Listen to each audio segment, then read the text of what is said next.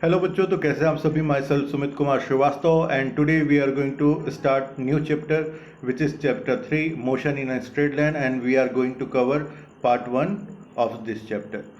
So let's start the topic. सबसे पहले हमें जानना होगा कुछ बेसिक चीज़ें इस चैप्टर में जाने के पहले। तो सबसे पहले देख लेते हैं स्टैटिक। स्टैटिक क्या होता है? Study of object at rest और इन इक्विलिब्रियम। मतलब क्या है कि जब आपका ऑब्जेक्ट जो रेस्ट है या इक्विलिब्रियम की कंडीशन है, उस समय जो स्टडी होती है वो किसके अंदर आती है? स्टैटिक के अंदर में आती है।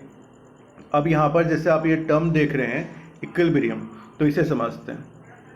तो जैसा कि आपका ये एक फ्लैट सरफेस है, ठीक है ना। यहाँ पर आपका एक बॉक्स रखा हुआ है, ठीक है। अब बॉक्स में आपने क्या किया कि ये जो इस साइड है, यहाँ से आपने 10 न्यूटन का फोर्स इस पर अप्लाई किया। 10 न्यूटन का आप इस पर फोर्स अप्लाई करोगे तो क्या होगा?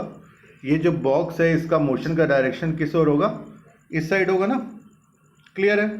अब आपने क्या किया, इक्वल एंड अपोजिट आपने एक और फोर्स लगा दिया सेम मैग्नीट्यूड का, इक्वल एंड अपोजिट 10 न्यूटन का। तो अब क्या होगा? ये बॉक्स अपनी जगह में बना रहेगा, ना ये लेफ्ट साइड जाएगा ना ये राइट साइड जाएगा। तो ये जो कंडीशन है बॉक्स, वो किस कंडीशन में? इक्विलिब्रियम के कंडीशन में। और जो फोर्स लग रहा है यहाँ पर वो इक्विलिब्रियम फोर्स है। क्लियर हो गया। तो ये जो स्टडी होती है, ये स्टडी किसके अंदर में आएगी? स्टैटिक के अंदर में आएगी। अब स्टैटिक के बाद आता है काइनेमेटिक। काइनेमेटिक में क्या होता है? Study of motion of object without considering its causes and effect. तो जब आप मोशन की स्टडी कर रहे हैं और किस वजह से ये मोशन हुआ उस पर ध्यान ना देके, और उससे जो इफेक्ट होगा उस पर ध्यान ना देके सिर्फ मोशन की स्टडी करते हैं, तो वो किसके अंदर आता है? काइनेमेटिक्स के अंदर आता है। मतलब इसमें वेलोसिटी और एक्सेलरेशन जो है इसकी स्टडी की जाती है। अब काइनेमेटिक्स के बाद अगला है डायनामिक्स। डायनामिक्स क्या? Study of motion of object with its causes and effect. मतलब मोशन के साथ साथ जो उसके कॉसेस हैं, किस वजह से ये मोशन हो रहा है और उस मोशन की वजह से क्या इफेक्ट जनरेट हो रहे हैं, इन सब की जो स्टडी है ये आती है डायनामिक्स में। इसमें फोर्स, कपल, इन सब की स्टडी की जाती है। अब आते हैं मेन टॉपिक में, रेस्ट। रेस्ट क्या है? तो क्या है rest? An object is said to be at rest if it does not change its position with respect to time और सराउंडिंग और रेफरेंस। इसका मतलब क्या है कि जब कोई जो ऑब्जेक्ट है या बॉडी है विथ रेस्पेक्ट टू टाइम अपना जो पोजीशन है वो चेंज नहीं करता है, तो हम क्या कहते हैं कि वो जो बॉडी है वो रेस्ट की कंडीशन में। या फिर सराउंडिंग के केस में कैसे बोलेंगे? फॉर एग्जांपल, जैसे कि आप मेरे पीछे ये वाइट बोर्ड देख रहे हैं, ठीक है।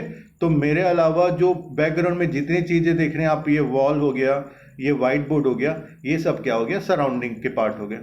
अब इसमें से किसी एक चीज़ को मैं रेफरेंस ले रहा हूँ। सपोज मैंने लिया इस वाइट बोर्ड को रेफरेंस, तो वाइट बोर्ड के रेफरेंस पे जो मेरी पोजीशन है वो चेंज हो रही है क्या टाइम के अकॉर्डिंग? नहीं हो रही है। मतलब मैं रेस्ट की कंडीशन में हूँ विथ रिस्पेक्ट टू फ्रेम, ठीक है ना, रेफरेंस फ्रेम, जो कि अभी के केस में क्या था? वाइट बोर्ड था। तो जब टाइम के रेस्पेक्ट में या सराउंडिंग या रेफरेंस के रेस्पेक्ट में ऑब्जेक्ट की पोजीशन चेंज नहीं होती है, तो हम कहते हैं कि जो ऑब्जेक्ट है वो रेस्ट की कंडीशन में है। अब आगे बढ़ते हैं। दूसरा क्या है? मोशन।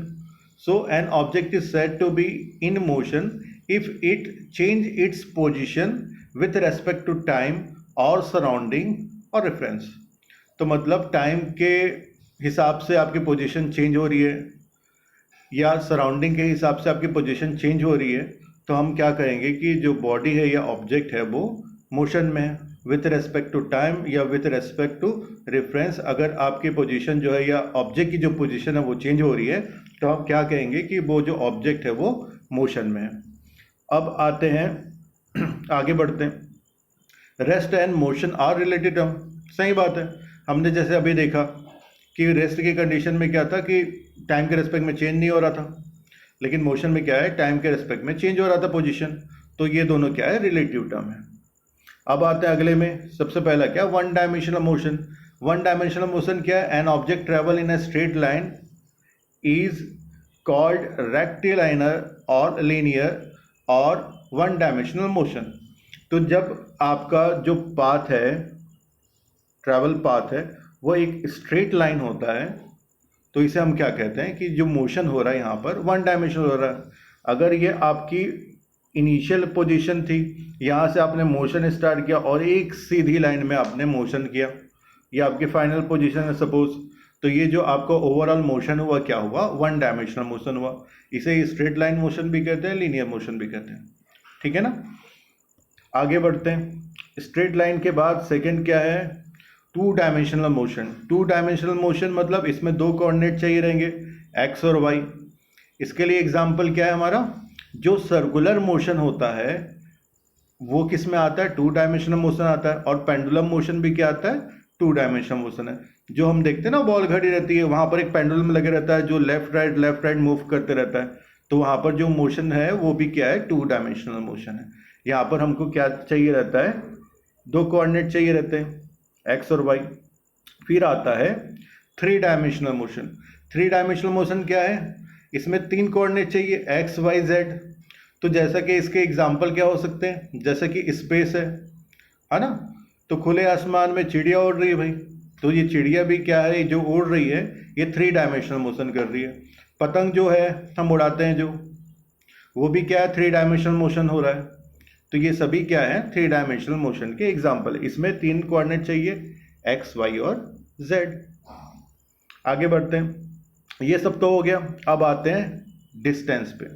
तो डिस्टेंस और पाथ लेंथ क्या होता है, the length travel by the object in a given time period, in a given time period is called distance और पाथ लेंथ। मतलब कोई ऑब्जेक्ट ट्रैवल करना स्टार्ट किया, ये इसकी इनिशियल पोजीशन थी और ये इसकी फाइनल पोजीशन है, तो इनिशियल और फाइनल के बीच में जो ये पाथ लेंथ है, इसे ही हम क्या बोलते हैं, डिस्टेंस बोलते हैं। क्लियर हो गया। अब जो ये डिस्टेंस होता है वो स्केलर क्वांटिटी होता है। स्केलर क्वांटिटी मतलब इसमें मैग्नीट्यूड होता है, डायरेक्शन नहीं होता, डायरेक्शन का कोई रोल नहीं होता। क्लियर है। अब अगला पॉइंट क्या है कि it can not be negative. Distance जो है वो कभी नेगेटिव नहीं होता, इसकी वैल्यू जो होती है पॉजिटिव होती है। और अच्छे से ये नेगेटिव वाली चीज को समझते हैं आगे। अब आता है डिस्प्लेसमेंट। डिस्प्लेसमेंट क्या, it is the shortest distance between initial and final position of an object. तो डिस्प्लेसमेंट को समझने के लिए क्या है, जो शॉर्टेस्ट डिस्टेंस होगा इनिशियल और फाइनल के बीच में, उसे ही हम क्या कहते हैं, डिस्प्लेसमेंट कहते हैं। अब इसे और अच्छे से समझने के लिए ये देख लेते हैं। ये आपकी एक्स एक्सिस हो गई, ये आपकी वाई एक्सिस हो गई, ठीक है ना। कोई जो ऑब्जेक्ट है, या आपने क्या किया, ये जो आपकी स्टार्टिंग पोजीशन है, ओरिजिन, यहां से आपने क्या किया, ट्रैवल करना एक्स डायरेक्शन में।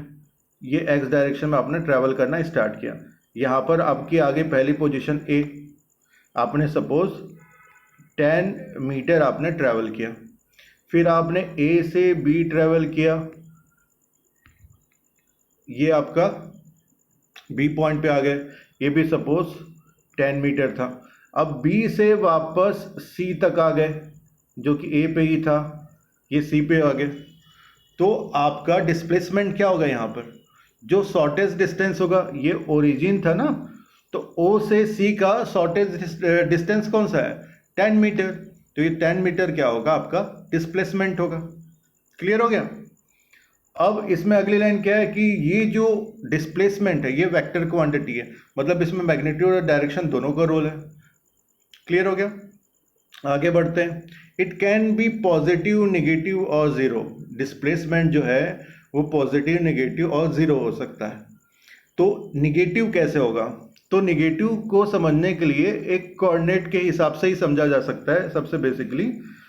तो जब भी आप कोई मोशन स्टार्ट करते हैं तो उसे हम मान के क्या चलते हैं कि हमने ओ पॉइंट से, ओरिजिन पॉइंट से स्टार्ट किया, 0 0 से स्टार्ट किया था, ठीक है। अब सपोज आपकी पोजीशन थी ये ओ से ए तक गए, ठीक है। अब ए के बाद हम चले गए यहाँ पर सी पॉइंट पे, सी पॉइंट पे। तो ये कोऑर्डिनेट का क्या है, एक्स के जो ये लेफ्ट साइड वाला जो रहता है, इस साइड वाला ये निगेटिव होता है, तो इसलिए इस साइड में सपोज जा रहा है तो हम इसे क्या बोलते हैं, नेगेटिव डिस्प्लेसमेंट। क्लियर है। आगे बढ़ते हैं। For body undergoing one dimensional motion in the same direction, तो उस कंडीशन में क्या होता है, distance is equal to displacement. ये क्या बोल रहा है कि अगर आपका जो मोशन है वो स्ट्रेट लाइन में है और सेम एक ही डायरेक्शन में है, तो इस केस में जो डिस्टेंस है और डिस्प्लेसमेंट है दोनों की एक ही वैल्यू होगी। मतलब आपने स्टार्ट किया था ओ पॉइंट से और ए तक गए, तो इस केस में डिस्प्लेसमेंट और डिस्टेंस दोनों की वैल्यू क्या होगी, सेम होगी। ठीक है ना।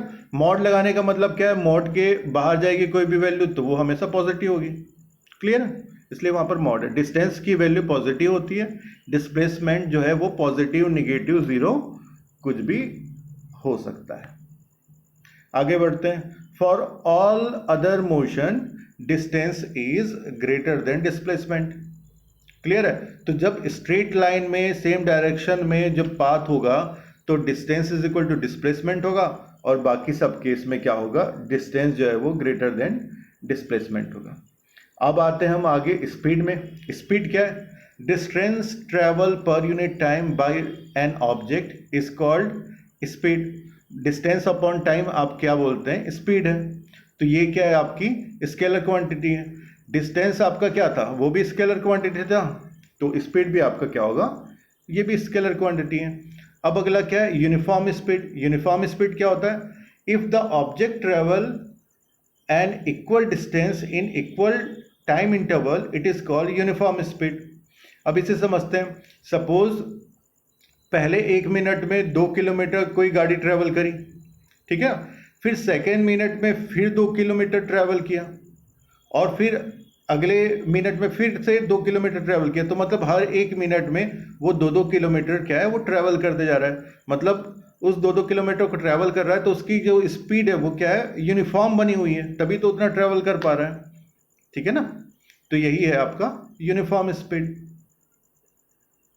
नॉन यूनिफॉर्म स्पीड क्या, if the object travel unequal distance in equal time interval और equal distance in unequal time interval it is called non uniform motion. तो मतलब क्या है इसमें कि टाइम आपका कांस्टेंट है लेकिन आपका जो डिस्टेंस है वो इक्वल ट्रेवल नहीं कर रहा, या आपने इक्वल डिस्टेंस तो ट्रेवल किया लेकिन टाइम जो इंटरवल था वो अलग अलग था, तो इस समय जो स्पीड होगी वो क्या होगी, वो नॉन यूनिफॉर्म स्पीड है।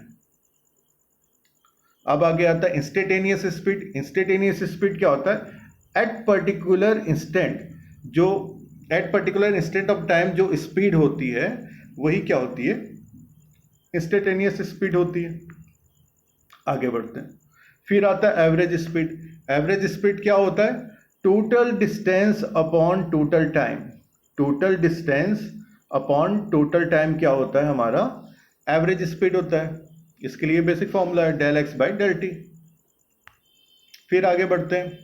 अब ओवरऑल स्पीड के लिए फॉर्मूला क्या होता है, मीटर पर सेकेंड, डिस्टेंस अपॉन टाइम। तो डिस्टेंस के लिए मीटर और टाइम के लिए सेकेंड। तो इसके लिए डायमेंशनल फॉर्मूला क्या होगा, m0 l t -1। क्लियर है ना, m0 l t -1 इसका ये डायमेंशनल फॉर्मूला होगा फॉर स्पीड। अब आते हैं वेलोसिटी पे। तो वेलोसिटी क्या, it is the displacement of an object पर यूनिट टाइम। तो डिस्प्लेसमेंट अपॉन टाइम क्या होता है, वेलोसिटी होता है, और ये एक क्या है, वेक्टर क्वांटिटी है। डिस्प्लेसमेंट वेक्टर क्वांटिटी है तो वेलोसिटी तो वेक्टर क्वांटिटी होगी। फिर आता है यूनिफॉर्म वेलोसिटी। यूनिफॉर्म वेलोसिटी क्या है, an object is said to be moving with uniform velocity if it cover equal displacement in equal time interval. तो इक्वल डिस्प्लेसमेंट ट्रेवल कर रहा है इक्वल टाइम इंटरवल में, तो ये हम क्या बोलेंगे कि जो वेलोसिटी है वो यूनिफॉर्म है। नॉन यूनिफॉर्म में क्या होगा, if an object cover unequal displacement in equal time interval और equal displacement in unequal time interval, तो ये क्या हो जाएगा, वेलोसिटी जो रहेगी इस केस में नॉन यूनिफॉर्म वेलोसिटी होगी। अब इसके बाद आता है इंस्टेंटेनियस वेलोसिटी। तो at particular instant of time जो वेलोसिटी होगी वो इंस्टेंटेनियस वेलोसिटी होगी, सिंपल डेफिनेशन है। इसके बाद आता है एवरेज वेलोसिटी। एवरेज वेलोसिटी क्या होता है? Ratio of displacement and total time. ये जो होगा इसे ही हम क्या कहते हैं? एवरेज वेलोसिटी कहते हैं। तो ये था हमारा बेसिक डिस्कशन। आज के टॉपिक इतना ही था। जो यहाँ पर देख रहे हैं ऐसा यूनिट भी वेलोसिटी की क्या होगी?